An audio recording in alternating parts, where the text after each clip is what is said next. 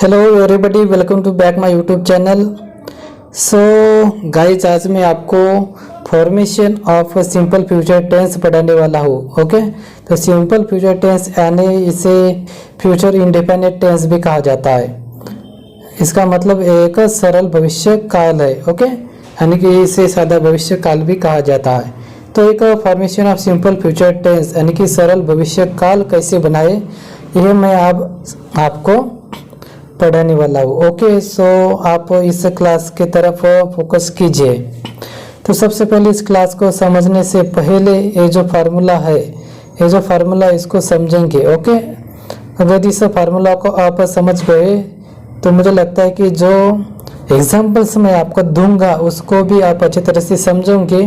उस अदर जो सेंटेंस है वो कैसे बनाने हैं जो related to the simple future tense, ये भी आप अच्छी तरह से समझ जाओगे। जैसे कि यहाँ पर फार्मूला है subject plus shawl oblique will plus first form of the main verb.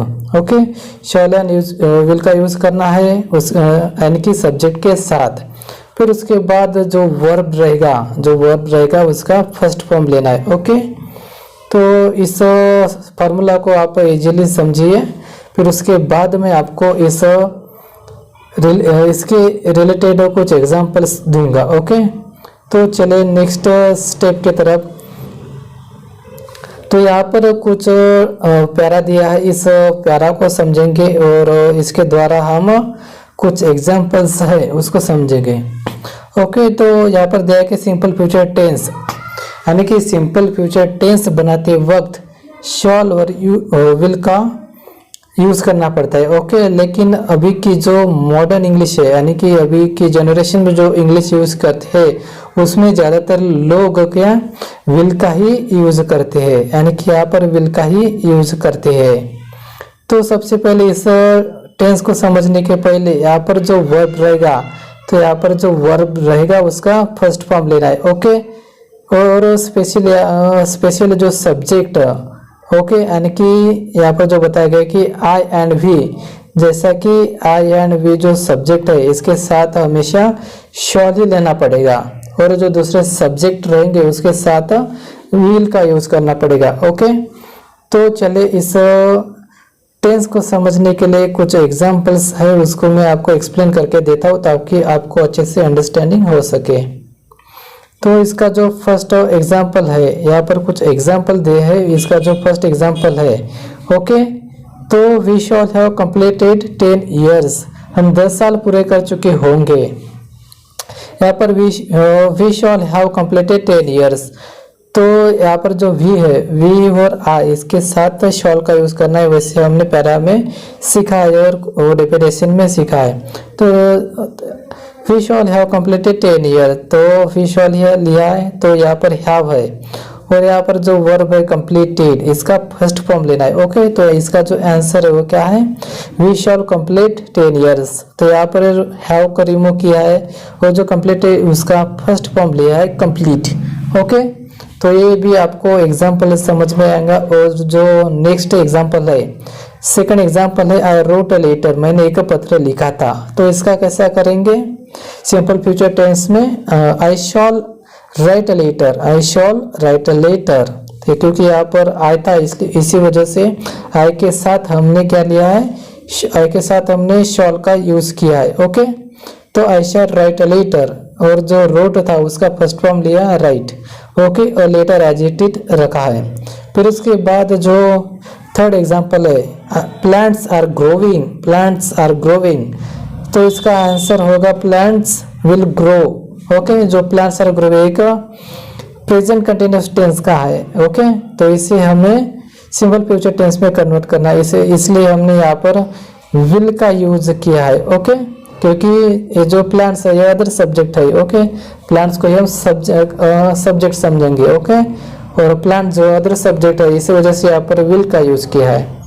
तो गाइज, मुझे लगता है कि ये जो एग्जांपल आपको अच्छे से समझ में आए होंगे। तो चले नेक्स्ट एग्जांपल को हम समझने की कोशिश करते हैं और मैं आपको यहाँ पर समझाने की कोशिश करता हूँ। जैसा कि यहाँ पर फोर्थ एग्जांपल है, I have my lunch, I have my lunch, यहाँ पर हैव जो है यहाँ वो खुद क्या है मेन वर्ब है, इसलिए हैव को एज इट इज रहने देंगे और इसके साथ आई के साथ हमें क्या लेना है शॉल का यूज करना है और have my lunch as it is रहने देंगे।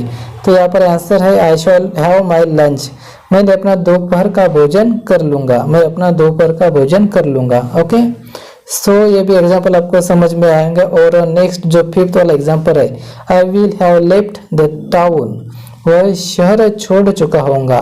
तो इसे सिंपल फ्यूचर टेंस में कैसे करेंगे, ही will leave the town. Okay, तो यहाँ पर हैव को रिमूव किया और जो लेफ्ट है उसका फर्स्ट फॉर्म लिया लिव, तो the town as it is रहने दिया, तो ये हो गया he will leave the town.